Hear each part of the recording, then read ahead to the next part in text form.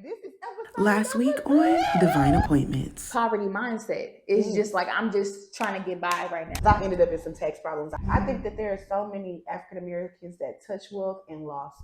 Because we can't always just use our money to Exactly. fund everything. I honestly, Caucasians are the minority. It's given very much double standard. The parents might get mad at me, but you should not need your kids' help to do anything.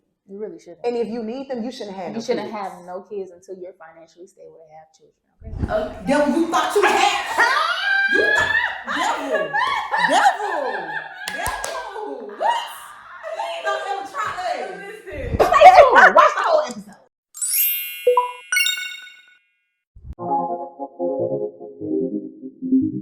I'm your girl, Yaya Mogul. And I'm your girl, Fajer. And this is Divine Appointments. You know, when you be saying started from the gym, like we started from the gym, Yeah, now we we shooting in here, the gym. we were shooting in the gym. Yeah. Like me and Yaya, we're shooting in the gym right now. Yeah, absolutely. Like, so it's like, you know, I called my brother, like literally, like once I had decided, like, you know, okay, boom, I'm gonna make wigs. Like, I'm gonna start making wigs, yada, yada, yada. I called my brother, I'm like, look, you know, now I'm at the point where I know exactly where I want to go and like what I want to do or whatever. And I called him, it had to be like 9 o'clock at night. I'm like, look, I need you to help me. Like, I know that you into branding, I know that you into graphic work, like graphic design, all this stuff. I need you to help me build my business and like build it right. He does all my logos, like period. So I was like, okay. So like moving forward or whatever, as I got into, you know, just doing like hair, doing hair in a like salon or whatever, you know, I was meeting like clients and, you know, like lawyers and all that other stuff, and like my certain clients would tell me like what I should do for like my business just to like have it structured. And then like my brother, he was like, you know, helping me too, and you know, getting like MBAs and all that other stuff. And like I don't know what that means. Like I'm starting to learn that I need to go and take business classes just so I know like terminology. Yeah. So you know, like, you know, a lot of people, especially when it comes to African American, we always want to cut corners. So don't cut no corners, people. Like literally, it's going, cause literally, like now I have to go back and like redo like my LLC. I gotta go back and redo stuff just so I can have it structured how it needs to be structured, so that you can actually make money. Make money and not be on people. And not be on nobody. So it's just like, you know, it was just like, as you move forward, you have to also know your terminology. You have to know like you have to know these things so that people won't like and it's try accessible. to get over Go on on you. YouTube. Like we're on YouTube right now.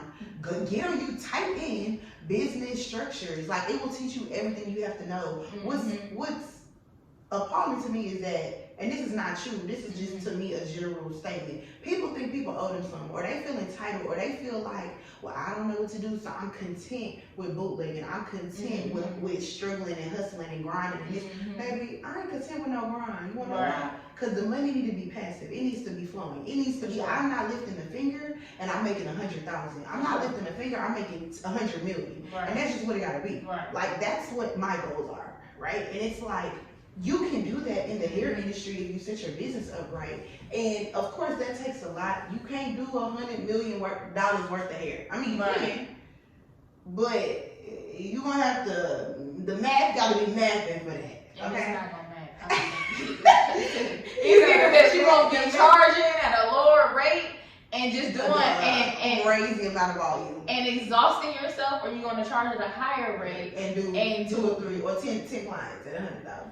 Exactly. So it's just like, or at $1 million, right? Or 100 clients at $1 million. Exactly. Like it's like you have to know your balance, and then on top of that, you need to know your demographic. You need to know all of these things to actually allow people target audience, because everybody is not your target audience. Like people need to understand that. Yeah, like literally, like I hate when people be like, well, who do you sell to? Everybody? No, you don't sell to everybody, because everybody don't even like you. Let's be clear. Everybody don't like me, and I'm fine with that, right? So it's like you gotta know. Everybody's not gonna like you, everybody's not gonna like your product, everybody's not gonna like your service, and or there's a million people doing exactly what you do. Why should they come to you? For example, your demographics are different from your psychographics, right? So when you're this free game, when you're building your target audience, demographic is how old are they, what's their race, are they male or female or both, where do they live, what's their socioeconomic status, how much money do they make, how much disposable income do they have. Because if you talk about, oh, I want my clients to make 100,000, but they spend 98,000. They got $2,000 left in the whole year to do something disposable. That might be a family vacation or a staycation. That may be something for their kids' school. That may be like, that don't mean that their income is geared towards beauty, right? So you got to think about, okay, if my clients are making $300,000, I need 50,000 of that to be disposable, where they not even looking for that money. Them the clients that you got to go towards, right? So that's like demographics. Then you got psychographics. What cologne or fragrance does your clients wear? What do they watch on TV? What do they think? Are they insecure? Are they highly confident? Are they low on self-worth? Are they high on self-worth? Mental stuff. Okay, or do they go through trauma and they're coming out into their beauty phase, so they need you are the in-between from the time they went through their trauma period to their coming out party of them being their best self, living their best life. Like, who is that person? What do they look like? And literally, I will tell anybody, like, to make a fake person. Who? I was just about to say that, literally. An avatar. Of your ideal client. Exactly. Yeah. And you go off of that, and everything that you put out should be towards that person. Right. Like, it really should. And people like to say, well, I'm my target audience. No, you cannot be your own target audience. No. I mean, people like you can be your target audience, right? Like, maybe if you like reality TV, they also watch reality TV. Mm-hmm. It depends on what business they're actually in, right? Like, so let's say it might be a chef. We all like food. That's not a target audience. Everybody eats. Why you eat is different. And where you eat is different. And how much money you spend on it. We talk about this all the time. I know is that Faja do not play about food. I'm about quality of food and service.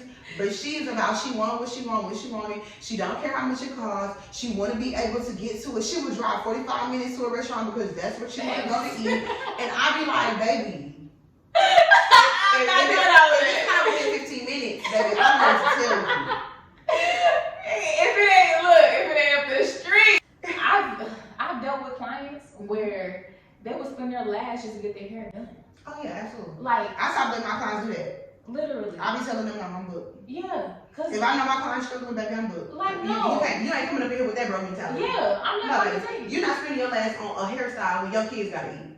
Baby, get on my chair. Listen. Get out the salon. Listen. Bye. Because we're not doing that. We're not doing brokies. We're not doing that. We're not doing brokies, and that's why I can't take it. Literally. But again, okay, pause.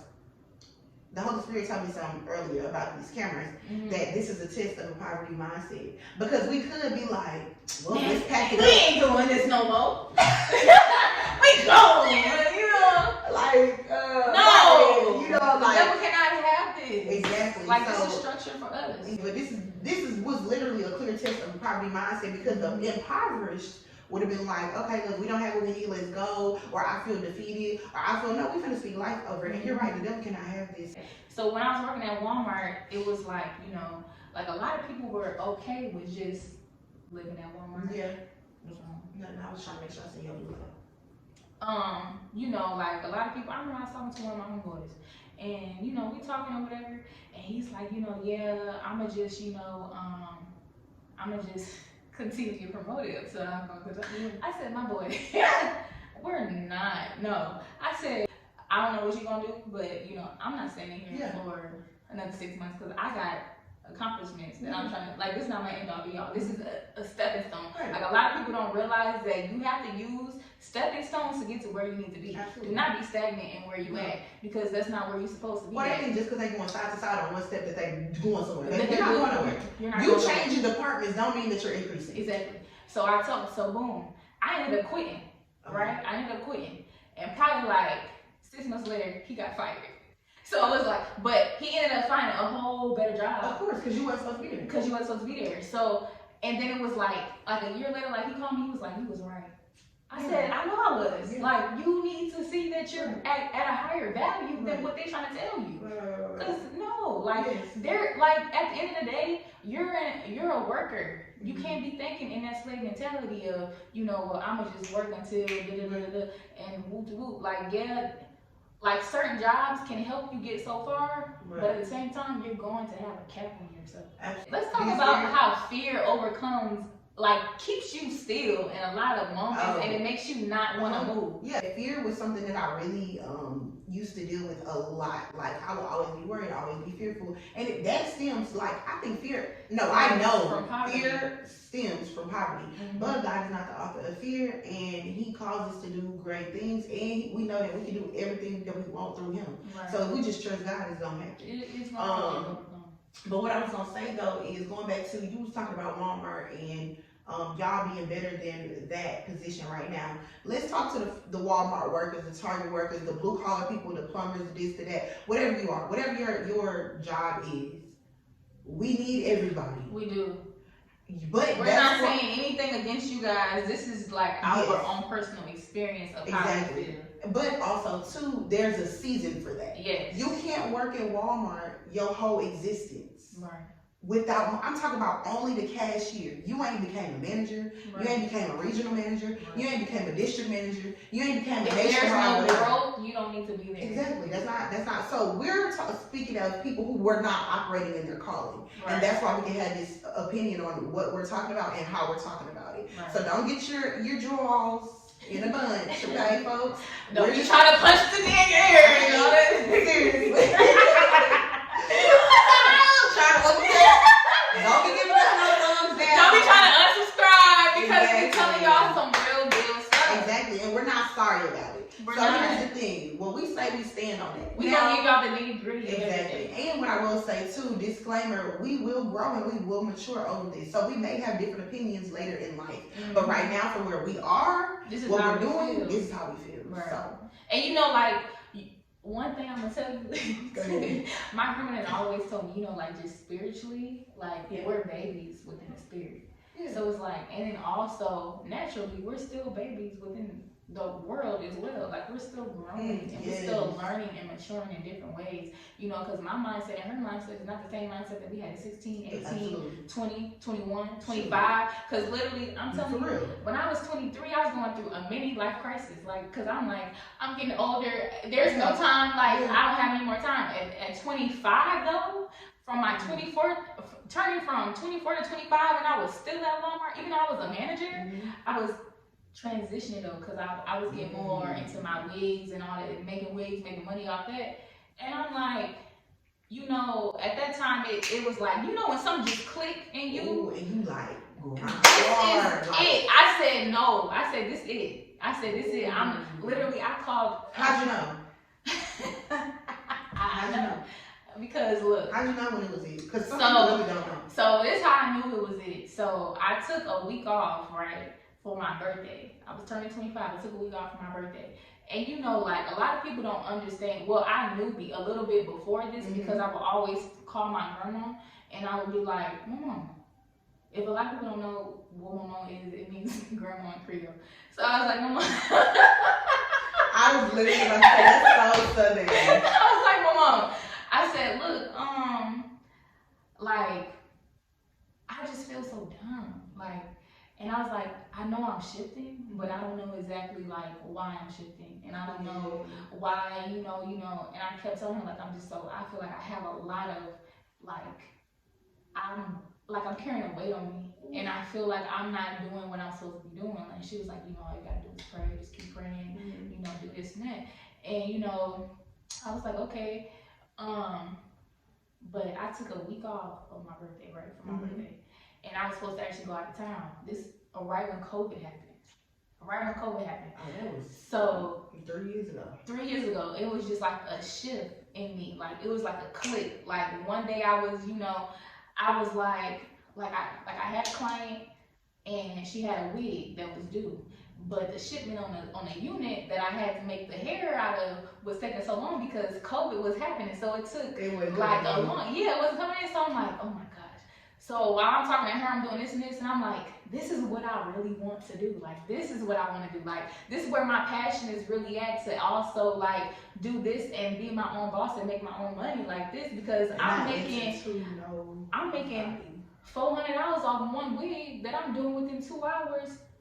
2.5 hours, 3 hours that I'm making. I'm only making $100 at Walmart doing an 8-hour shift. Like, what kind of, like, it was just like, it was the imbalance of like, you know, the skill set. What you offer versus what you get. Yes. And it was just like, okay, so I was just like, look, I was telling everybody, I said, look, I said, this is done. Like, literally it's done. And literally, like, even after my birthday, I said, I'm not going back. Like, literally, I said, I'm not going back. And I was calling in, everybody looking for me, like, and I'm a manager. Everybody looking for me, like, oh my gosh, are you okay? Like, what's going on? Girl, when I tell you, I went back. When I went back. Ooh, that's when everything crumbled. Literally, I called my mom. I said, Mom, I'm telling you right now, because I was calling my mom, like, for like the past 6 months, like, Mom, this is it. Like, I'm telling you right now, like, I'm quitting Walmart. Like, that's all I kept saying. My mom's like, well, what about this? You want to have clients? You want to have your license yet?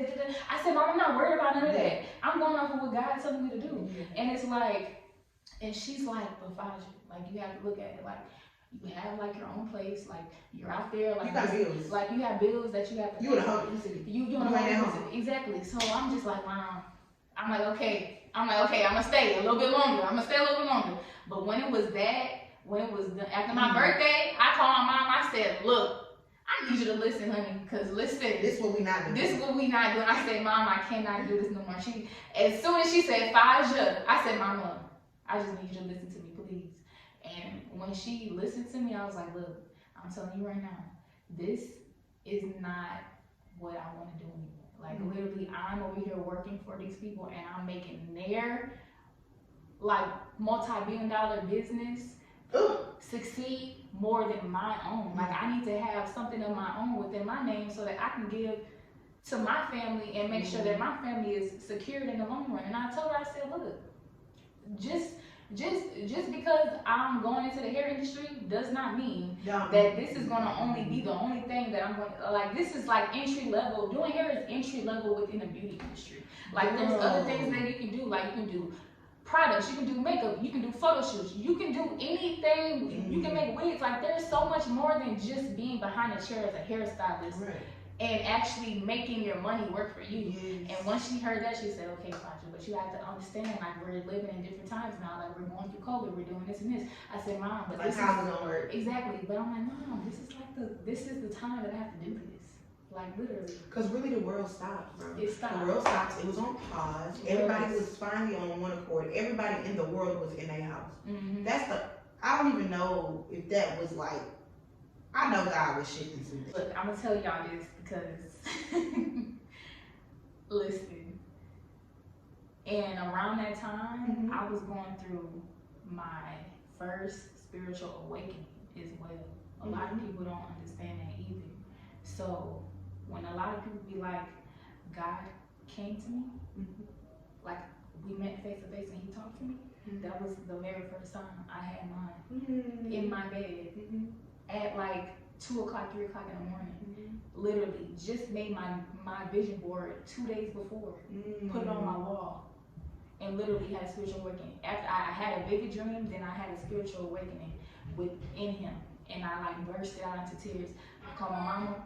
I called my mama. I called my manager at Walmart because she was like very, very, like she was very spiritual too. She was just like you know how when you tell people stuff, and they just be like, oh my gosh, but they don't want to explain it to you. Yeah. And it's like, I'm like, okay, look, I gotta call my mama. I'm like, Mama, I need you to break this down for me right now. Yeah. And after that, it was just like, oh my gosh, like I talked to him, like, like it's like a kid in a candy store. It's like something different. Yeah, like, bro, he's really real. He's really real. Cause I ain't crazy. I'm not crazy.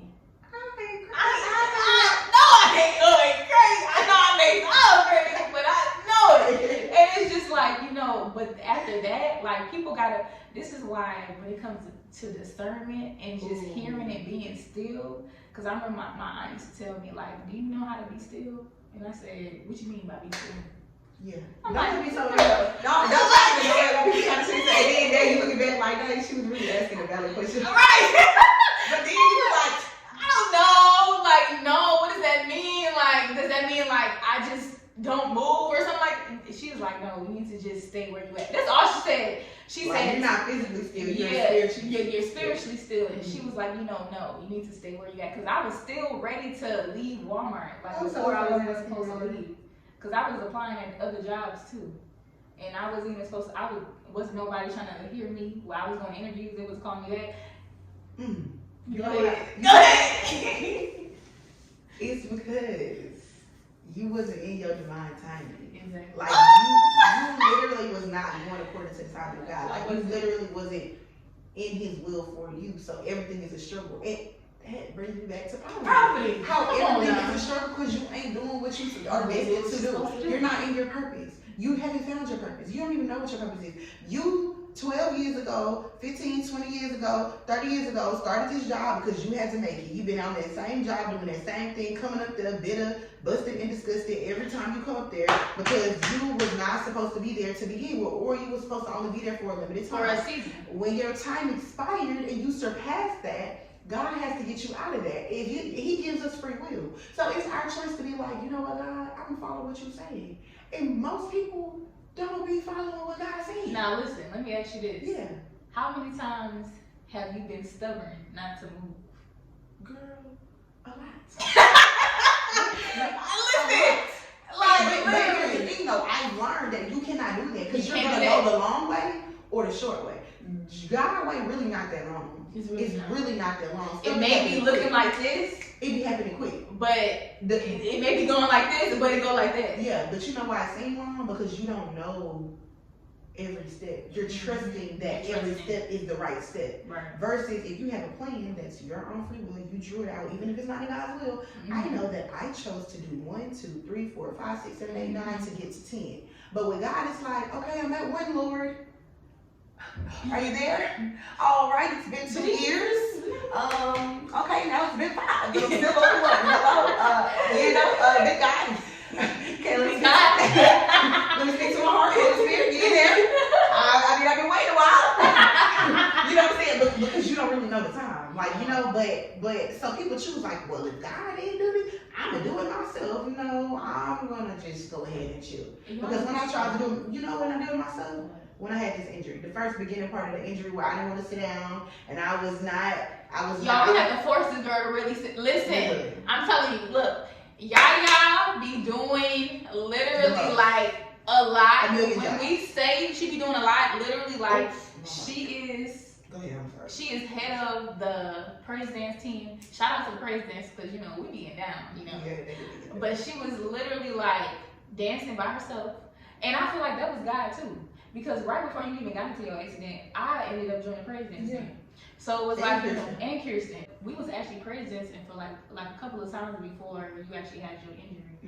And then it was like, okay, like even though we be saying, we be having these prayers, we be having all these, like we writing down what we be wanting God to do, but it's like literally like God gonna do it His own way. So please, we're asking y'all, no, for real. when you asking God to do something and change your life, do not expect for Him to do it how you think that it should happen, because you're gonna be highly disappointed unless you know how to yield to His will. Right. Like just let it go. Like let it go. Like we literally had to sit and tell Yaya sit down. And it wasn't until like as soon as I just let everything go, that's when I started healing. That's when the healing process was faster. We started the fast. I literally became like. It was just like my body was just in overdrive of like healing. It was like seriously. So like they gave me 3 months. I'm at a month and I'm feeling better already. Literally a week after I released it, I think, or 2 weeks after. It was literally like, if y'all don't be like, miracles really do be happening. Like Yaya was just on crutches like literally 2 weeks ago. Literally. Yeah. And it's like now she's walking. She about to almost get back with crazy at this point, because that's how much like we're trusting and believing in God for her. So it's like, y'all really gotta be able to trust to get yourself like within that poverty mindset. People have to also understand like it's a level of elevation that you gotta go through mentally as well, because you can also have so much stuff that has been literally stuck on you since the day you were born that you don't even know. Yes, the releasing. You don't even know that literally, like other people's struggles can also be attached to your struggle. And like as you move forward, you have to release that out of you. Like you really have to remove things out of your space and everything. Like the clutter, all of that. Like all of that takes time. Like just for me personally, like I've been going through a lot of people don't realize, but when God is shifting you and elevating you to other things, the enemy is there right behind him to attack. So, you know, as you move forward, you know, with what he has for you, death also comes as well. Mm-hmm. Literally, when I knew I was shifting and going to higher heights, it's death of a person. It can be death of relationships. It can be death of objects, yes, of things, cars, clothes. Mm-hmm. So don't just like say, yeah. That was a word. Yes, so that was a word too because you added into that.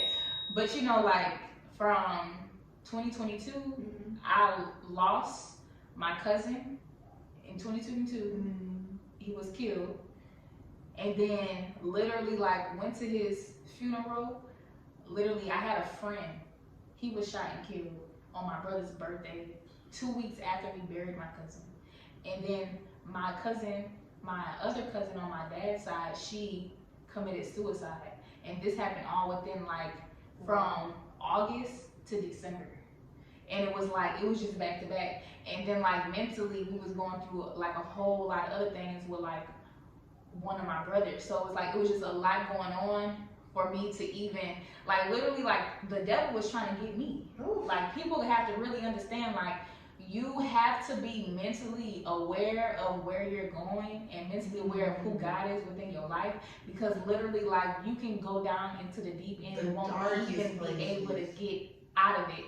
Because that's just gonna be chills. Because I'm telling you, like I was having suicidal moments. I was having a lot of things, and literally I tell everybody this. The only thing that saved me was me praying to God, like talking to God, and you know, asking Him why. I know you're not supposed to question God, mm-hmm. but in moments like that when you're just so confused, mm-hmm. and like you just don't know why some things are happening within your life, but then at the same time you know for a fact mm-hmm. that He's elevating you at the same time, it's like you still have to be able to know how to maneuver out of that mindset. And it was like, you know, I was in that mindset for a while. Like, and a lot of people really did not know that I was really in that mindset. And like I remember when I called my grandma and I was like, look, I'd be so happy, and then like it'd be a switch that is just like my mind goes so dark. Oof. And then literally like I prayed, like my grandma prayed over me, and like the next day it was church. An apostle prophesied over me. And was what was the next day? The first day time you came to church? The next day. Like literally, like I prayed to God. Whoa, so your life is totally different at this point. My life is total, like literally, like, no, not the first time I came to church. That wasn't the first time I came to church. I was already in church. Oh, okay. So this was probably like towards maybe like a month or two? No. It was, yeah, I was like, this was in like July, June, like right after I had a church anniversary. Yeah, like it was around that time. And like I was going through a lot. No, yes. A lot of people. Sorry. No, but it's okay because like I mean we didn't know each other like that, but still. But still it's like, you know, like when y'all really be saying, like, you know how like y'all be like, oh, Fasha be in her own head, like she should be in her own world. Like sometimes like it be that, and then sometimes, you know, like how they be saying like you need to check on the strong people. Mm-hmm. Like you need to really check on the strong people because, you know, like once you're in a position to where you're always doing and like basically like being like the foundation for everybody else, but it's like you're kind of like falling in between the cracks. Ooh. It's like it gets to you, especially if you. That's why I be so on you, like, you know, like I want you to be, you know, it's like it's okay and all that stuff. So it's like, you know, like all of that, like literally I called, like literally the next day I went to church, and this is when I was sitting in the back of the church. So you already knew something was going on because I always sit in the front of the church, literally. I was always sitting I just thought it was because you was getting acclimated into this, so you just was easing your way up to the front. Oh, no. I was going through it, like literally, and I remember when Apostle, he called literally when he started prophesying, and literally in my mind, I said, God, don't have him call my name. Literally, this is what I said. Oh, you already knew. Like the word was for me and everything. God was like, all right. I literally said, God, don't have him call my name. I said, and this word was for me. Like I knew exactly what the word was. Wow. And like I was like, God, don't have him call my name. And literally as soon as he started prophesying, he said, daughter, come here. I said, who? He said, yeah, come here. I'm like,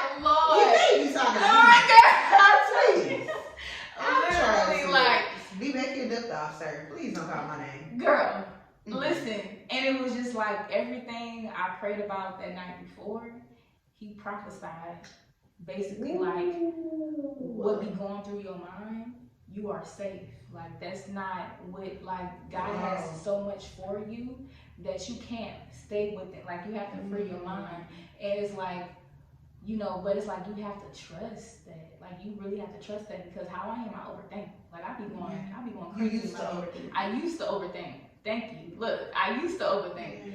And now it's just like, you know, now, even if like the devil try to impede within my mind, because if the devil tried to impede in my mind, I literally get up and I start saying affirmations to myself, decree and declare, and I start praying. Like, you really gotta be prayerful in this. Yes, and really believe it. And like, really or believe speak it until you believe it. Like, it gotta be spoken until you believe it. You gotta write it down. You gotta see it everywhere, because at the end of the day, your mind is so powerful. Like, the way God created us, He is a master for God. Amen is a best like artists, master scientists, master like what? Like master physician. Ooh, I got chills. Come on Girl, now. what? Come on, keep going. Wait, miracle work, okay? Right now, miracle people. Come on. Like, don't play. Don't play. So, you know, our minds are so powerful, and that's why the enemy wants to attack us there. You know, and I think that when they say like don't be alone because the idle mind is no. The Holy Spirit is with you. Don't be alone in your flesh. Is the devil's playground, right? You alone with the Holy Spirit consecrating. You have a sound mind. So now you see the attacks of the enemy coming. You see the fiery darts coming, and now your mind is so strong. You're not even flinching. It's like somebody. Or even if you're not even moving. Like, oh, okay. Or even if you moving, you in the matrix. Yeah, like watching them go back. Like, you in the little kill. Like, come on now. Like, this is just a real deal. No, yes. And like, so, real deal. I mean, the devil really will try to attack people's minds, especially people who he knows has powerful minds. Like, your mind is so powerful. The way you so.